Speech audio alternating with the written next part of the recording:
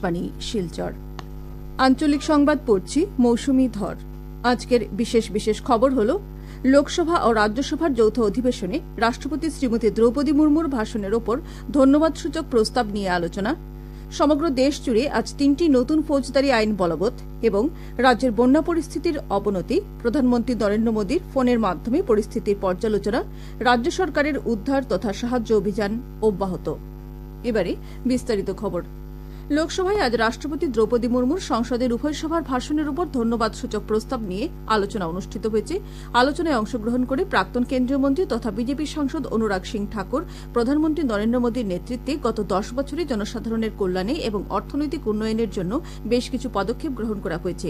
তিনি বলেন যে 25 কোটি লোক দরিদ্র সীমার উপরে উঠেছে এবং প্রধানমন্ত্রী গরিব কল্যাণ যোজনার অধীনে 80 কোটি লোককে বিনামূল্যে খাদ্য সামগ্রী প্রদান করা হচ্ছে। এছাড়া দুস্থ লোকেদের জন্য 4 কোটি আবাসগৃহ নির্মাণ করা হয়েছে এবং 12 কোটি শৌচালয় নির্মাণ করা হয়েছে বলে শ্রী ঠাকুর জানান। আলোচনায় অংশগ্রহণ করে বিরোধী দলনেতা রাহুল গান্ধী সর্বভারতীয় মেডিকেল প্রবেশিকা পরীক্ষা নিটে অনিয়মের অভিযোগ সহ অগ্নিবীর প্রকল্প, মণিপুরের পরিস্থিতি, কৃষকদের বিভিন্ন সমস্যা, বিমুদ্রাকরণ, মুদ্রাস্ফীতির হার ইত্যাদি সহ অন্যান্য অনিয়মের অভিযোগ উত্থাপন করেন।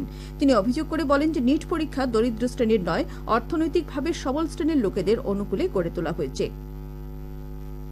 বিরোধী পক্ষ নিট পরীক্ষার বিষয় নিয়ে সংসদে গোটা একটি দিন আলোচনা করার দাবি জানায়। কৃষকদের উৎপাদিত সামগ্রীর সঠিক মূল্য লাভ করেনি বলে শ্রী গান্ধী অভিযোগ উত্থাপন করলে এর বিরুদ্ধে আপত্তি জানিয়ে কৃষিমন্ত্রী শিবরাজ সিং চৌহান বলেন যে সরকার 50% উৎপাদন ব্যয় খাদ্যশস্যের উপর এমএসপি প্রদান করেছে। রাজ্যসভার চেয়ারম্যান জগদীপ ধনকর আজ বিরোধী সদস্যদের উত্থাপন করা স্থগিত প্রস্তাব নাকচ করেন। পরে সংসদের যৌথ অধিবেশনে রাষ্ট্রপতির ভাষণের উপর আলোচনা অনুষ্ঠিত হয়। আলোচনায় অংশগ্রহণ করে বিরোধী দলনেতা মল্লিকার্জুন খাড়গে অভিযোগ করে বলেন যে দরিদ্র, পিছিয়ে পড়া শ্রেণী এবং সংখ্যালঘুদের উন্নয়নের জন্য কোনো কাজ করা হয়নি। শ্রী খাড়গে প্রশ্নপত্র ফাঁস, রেল দুর্ঘটনা ইত্যাদি বিষয় সভায় তুলে ধরেন। শ্রী খাড়গে তার ভাষণে রেল বিভাগে খালি থাকা 3 লক্ষেরও বেশি শূন্যপদ শীঘ্র পূরণ করার দাবি উত্থাপন করেন। প্রত্যুত্তরে রেলমন্ত্রী অশ্বিনী বৈষ্ণব গত 10 বছরে 5 লক্ষেরও বেশি লোক রেল বিভাগে চাকরি পেয়েছে এবং তা পূর্বের ইউপিএ সরকারের তুলনায় অনেকটা বেশি বলে মন্তব্য করেন। সমগ্র দেশ জুড়ে আজ থেকে 3টি নতুন ফৌজদারি আইন, ভারতীয় ন্যায় সংহিতা, ভারতীয় নাগরিক সুরক্ষা সংহিতা ও ভারতীয় সাক্ষ্য অধিনিয়ম বলবৎ হয়েছে। কেন্দ্রীয় সরকারের পরিপ্রেক্ষিতে রাজ্য ও কেন্দ্রশাসিত অঞ্চলগুলোর সঙ্গে নিয়মিত বৈঠক অনুষ্ঠিত করছে ও সকলেই এই নতুন ফৌজদারি আইনটি রূপায়ণ করার ক্ষেত্রে প্রযুক্তি, দক্ষতা নির্মাণ তথা সচেতনতা বৃদ্ধি করার জন্য সম্পূর্ণভাবে প্রস্তুত হচ্ছে। নতুন আইনগুলি রূপায়ণ করার জন্য পুলিশ ও অনুসন্ধান কর্তৃপক্ষকে সব ধরনের প্রশিক্ষণ প্রদান করা হচ্ছে। আকাশবাণী ও দূরদর্শনের সংবাদ, অনুষ্ঠান, আলোচনা তথা সামাজিক মাধ্যমে এই সম্পর্কে বিস্তারিত বিশ্লেষণ করা হয়েছে। এছাড়া জনসাধারণ এই বিষয়ে অবগত করার উদ্দেশ্যে বিভিন্ন ধরনের আলোচনা, তথ্য সমৃদ্ধ ওয়েবসাইট, মন্ত্রী পর্যায়ের ওয়েবিনার ইত্যাদির আয়োজন করা হয়েছে। এছাড়া বিদ্যালয় ও উচ্চশিক্ষা প্রতিষ্ঠানগুলোর পাঠ্যক্রমে এই বিষয়গুলি অন্তর্ভুক্ত করার জন্য প্রয়াস করা হচ্ছে। নতুন ফৌজদারি আইনগুলি প্রযুক্তির উপর অধিক গুরুত্ব দেওয়ার প্রতি লক্ষ্য রেখে জাতীয় অপরাধ সংগ্রহ ব্যুরো বর্তমানে কার্যক্ষম হয়ে থাকা crime and criminal tracking network and system CCTNS application 23টি সংশোধন করবে। কেন্দ্রীয় স্বরাষ্ট্রমন্ত্রী অমিত শাহ বলেছেন যে আজ থেকে কার্যকর হওয়া 3টি নতুন ফৌজদারি আইন দেশের অপরাধ ও ন্যায় ব্যবস্থাকে আধুনিক করে তুলবে। নতুন দিল্লিতে আজ সাংবাদিকদের সঙ্গে কথাবার্তার সময় শ্রী শাহ বলেন যে এই নতুন আইন ভুক্তভোগীর অধিকার রক্ষা করা সহ দ্রুত ন্যায় প্রদান করবে। তিনি বলেন, আগে শুধু পুলিশের অধিকার সুরক্ষিত থাকত, কিন্তু এখন ভুক্তভোগী ও অভিযোগকারীর অধিকার ও সুরক্ষিত থাকবে। শ্রী শাহ বলেন যে গণধর্ষণ অপরাধের ক্ষেত্রে অপরাধীকে 20 বছরের কারাগার বা যাবজ্জীবন কারাদণ্ড প্রদান করা হবে এবং মাইনরকে ধর্ষণ করার শাস্তি মৃত্যুদণ্ড দেওয়া হবে। স্বরাষ্ট্রমন্ত্রী বলেন যে বিরোধীরা এই আইন নিয়ে মিথ্যা প্রচার করছে বলে অভিযোগ করেছেন। তিনি বলেন, লোকসভায় এই আইন নিয়ে 9 ঘণ্টারও বেশি সময় এবং রাজ্যসভায় 6 ঘণ্টারও বেশি সময় ধরে বিরোধী নেতাদের উপস্থিতিতে আলোচনা হয়েছে। রাজ্য মন্ত্রিসভার সিদ্ধান্ত অনুযায়ী গৃহ নির্মাণ এবং শহর পরিক্রমা বিভাগের মন্ত্রী অশোক সিংহল এবং অর্থমন্ত্রী অজন্তা নেওগকে নিয়ে গঠিত ক্যাবিনেট কমিটি আজ তেজপুর অভিবর্তন কেন্দ্রে সামগ্রী এবং সেবা করের বিষয় নিয়ে রাজ্যের কয়েকটি জেলার বাণিজ্যিক সংস্থাসমূহের সঙ্গে আলোচনায় অংশগ্রহণ করে।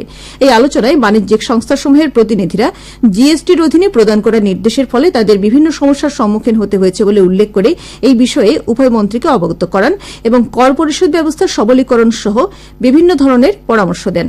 মন্ত্রী শ্রী সিংহল বলেন যে করদাতাদের স্বার্থ সুরক্ষিত রাখা বর্তমান সরকারের অগ্রাধিকারের বিষয়। রাজ্য সরকার সর্বদা ব্যবসায়ীদের সঙ্গে রয়েছে বলে উল্লেখ করে তিনি বলেন যে ব্যবসায়ীদের বিভিন্ন ক্ষেত্রের অসুবিধাসমূহ কার্যকরভাবে দূর করার জন্য সরকার বদ্ধপরিকর। তিনি বলেন যে রাজ্যের ব্যবসায়ীদের লাভের জন্য প্রধানমন্ত্রী নরেন্দ্র মোদীর নেতৃত্বে জিএসটি প্রবর্তন করা হয়েছিল। আসামকে দেশের শীর্ষ 5টি রাজ্যের মধ্যে একটি হিসেবে গড়ে তুলতে হলে ব্যবসায়ীদের সঙ্গে নিয়ে এগিয়ে যেতে হবে বলে তিনি মন্তব্য করেন। উল্লেখ্য, জিএসটির অধীনে প্রদান করা নির্দেশ সম্পর্কে ব্যবসায়ীদের আশঙ্কা দূর করতে শিলচর সহ তিনসুকিয়া, শিবসাগর এবং জোরহাটে পরবর্তী আলোচনা অনুষ্ঠিত করে 1 মাসের মধ্যে উভয় মন্ত্রী প্রতিবেদন দাখিল করবেন।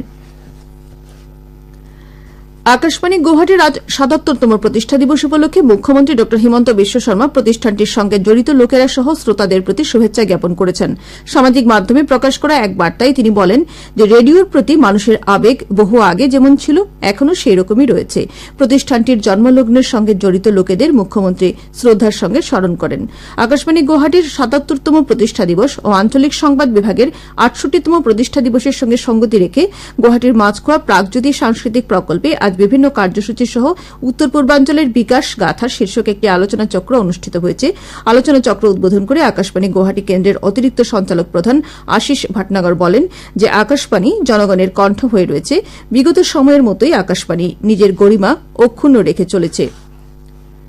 আকাশবাণী শিলচর কেন্দ্রের আঞ্চলিক সংবাদ এখন থেকে আমাদের ইউটিউব চ্যানেল এআইআর নিউজ শিলচরের মাধ্যমেও শোনা যাচ্ছে।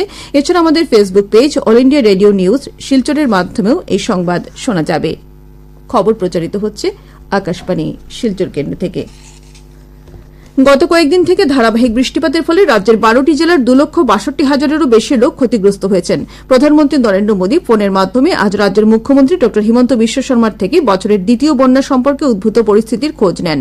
মুখ্যমন্ত্রী সরকারের ইতিমধ্যে গ্রহণ করা সাহায্য ব্যবস্থা তথা উদ্ধার অভিযানের বিষয়ে প্রধানমন্ত্রীকে অবগত করান। উল্লেখ্য, গোলাঘাট জেলার বোকাখাত রাজস্ব চক্রের 31টি গ্রাম বন্যার জলে প্লাবিত হয়েছে। গোলাঘাট পুলিশ ও এসডিআরএফ বন্যাক্রান্ত লোক তথা জীবজন্তুকে উদ্ধার করে নিরাপদ স্থানে নিয়ে যাওয়ার জন্য তৎপরতার সঙ্গে কাজ করে যাচ্ছে। মুখ্যমন্ত্রী ড হিমন্ত বিশ্ব শর্মার নির্দেশ অনুযায়ী আজ থেকে রাতের দিকে জাতীয় উদ্যানের মধ্য দিয়ে যাওয়া 37 নম্বর জাতীয় সড়কে ব্যবসায়িক, গরুর বাহন ও ব্যক্তিগত যানবাহন চলাচলে নিষেধাজ্ঞা আরোপ করা হয়েছে। কাজিরাঙ্গা জাতীয় উদ্যানের ক্ষেত্র সঞ্চালক সহ গোলাঘাট জেলার আয়ুক্ত এই নিষেধাজ্ঞা জারি করেছেন। এদিকে তিনসুকিয়া, জোরহাট, মাজুলী, শিবসাগর ইত্যাদি জেলার নদীগুলোর জলস্তর বৃদ্ধি পাওয়ায় নতুন নতুন এলাকা প্লাবিত করছে। ডিব্রুগড় জেলায়ও কৃত্রিম বন্যার ফলে শোচনীয় পরিস্থিতির সৃষ্টি হয়েছে। ভারতীয় আবহাওয়া বিজ্ঞান বিভাগ উত্তর পূর্ব, পূর্ব ও উত্তর পশ্চিম অঞ্চলে আগামী ৩-৪ দিন ধারাবাহিক বৃষ্টিপাত হবার পূর্বাভাস দিয়েছে। এর পরিপ্রেক্ষিতে আবহাওয়া বিজ্ঞান বিভাগ ওই অঞ্চলগুলোতে অরেঞ্জ ও রেড অ্যালার্ট জারি করেছে। সূত্রে আসাম, অরুণাচল প্রদেশ, মেঘালয়, নাগাল্যান্ড, মণিপুর, মিজোরাম, ত্রিপুরা ও সিকিম সহ বিহার ও পশ্চিমবঙ্গে আগামী 2 থেকে 3 দিন ধারাবাহিক বৃষ্টিপাত হবার সম্ভাবনা রয়েছে বলে জানা গেছে। আজ চিকিৎসক দিবস। এই উপলক্ষে রাজ্যের নানা প্রান্তে চিকিৎসা সচেতনতা শিবির, আলোচনা চক্র ইত্যাদি অনুষ্ঠিত হচ্ছে। জোরহাট পুলিশ প্রশাসনের উদ্যোগে ও ডক্টরস ক্লাবের সহযোগিতায় আজ চিকিৎসা শিবিরের আয়োজন করা হয়। শিবিরে জীবনশৈলীজনিত রোগ যেমন উচ্চ রক্তচাপ, মধুমেহ, উদ্বিগ্নতা ইত্যাদির প্রতি সচেতনতা সৃষ্টি করতে প্রয়াস চালানোর উপর গুরুত্ব আরোপ করা হয়। চিকিৎসক দিবস উপলক্ষে প্রধানমন্ত্রী নরেন্দ্র মোদী আজ দেশের সব চিকিৎসকদের শুভেচ্ছা জানিয়েছেন। সামাজিক মাধ্যমে এক পোস্টে প্রধানমন্ত্রী শ্রী মোদী বলেন যে আজ দেশের স্বাস্থ্যক্ষেত্রের নায়কদের অধ্যাবসায় এবং একাগ্রতার প্রতি শ্রদ্ধা জানানোর দিন। প্রধানমন্ত্রী আরও বলেন যে সরকার দেশের স্বাস্থ্যক্ষেত্রের পরিকাঠামো উন্নয়নে প্রতিশ্রুতিবদ্ধ এবং চিকিৎসকদের প্রদেয় শ্রদ্ধা নিশ্চিত করছে যে তারা প্রকৃত দাবিদার রয়েছেন। প্রধানমন্ত্রী আজ চার্টার্ড অ্যাকাউন্ট্যান্টস দিবস উপলক্ষে দেশের সব চার্টার্ড অ্যাকাউন্ট্যান্টদেরও শুভেচ্ছা জানিয়েছেন। প্রধানমন্ত্রী বলেন যে চার্টার্ড অ্যাকাউন্ট্যান্টরা দেশের অর্থনৈতিক মানচিত্রে গুরুত্বপূর্ণ ভূমিকা পালন করছেন। হাইলাকান্দি জেলায়ও আজ বিভিন্ন কার্যসূচির মাধ্যমে জাতীয় চিকিৎসক দিবস পালন করা হয়েছে। হাইলাকান্দি রোটারি ক্লাবের পক্ষ থেকে জেলার 2 জন বিশেষজ্ঞ চিকিৎসক দেবাশিস খারিকাপোচা ও শাহনওয়াজ মজুমদারকে তাদের চেম্বারে গিয়ে সম্বর্ধনা জানানো হয়েছে। লায়ন্স ক্লাব অব লালার উদ্যোগে আজ লালায় জাতীয় চিকিৎসক দিবস পালন করা হয়েছে। ক্লাবের সভাপতি নুরুল মজুমদারের পৌরোহিত্যে আয়োজিত সভায় লালা ও কাটলিছড়া অঞ্চলের কয়েকজন কৃতি চিকিৎসককে সম্বর্ধনা জানানো হয়েছে। লালার চক্র আধিকারিক ভাস্কর জ্যোতি তালুকদার চিকিৎসকদের হাতে মানপত্র ও উপহার তুলে দিয়েছেন। হাইলাকান্দি জেলা পুলিশ প্রশাসনের উদ্যোগে আজ থেকে দেশে বলবৎ হওয়া ভারতীয় ন্যায় সংহিতা, ভারতীয় নাগরিক ন্যায় সংহিতা এবং ভারতীয় সাক্ষ্য অধিনিয়ম এই তিনটি নতুন আইন নিয়ে সচেতনতা সভা অনুষ্ঠিত হয়েছে। জেলার পুলিশ সুপার লীনা দোলে, জেলা আইনসেবা কর্তৃপক্ষের সম্পাদক বেদব্রত আচার্য এই তিনটি নতুন আইনের বিভিন্ন দিক নিয়ে আলোচনা করেন। আজকের সচেতনতা সভায় পুলিশ বিভাগের শীর্ষ আধিকারিক, গ্রামরক্ষী বাহিনীর সদস্য, বিভিন্ন পরিবহন সংস্থার সদস্য এবং সংবাদ মাধ্যমের কর্মীরা উপস্থিত ছিলেন। শেষ করার আগে খবরের বিশেষ বিশেষ অংশ আবার পড়ছি।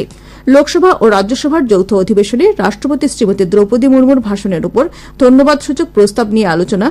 সমগ্র দেশ জুড়ে আজ তিনটি নতুন ফৌজদারি আইন বলবৎ এবং রাজ্যের বন্যা পরিস্থিতির অবনতি। প্রধানমন্ত্রী নরেন্দ্র মোদীর ফোনের মাধ্যমে পরিস্থিতির পর্যালোচনা।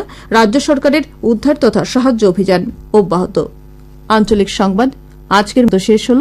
পরবর্তী সংবাদ আগামীকাল সকাল 7:35 মিনিটে।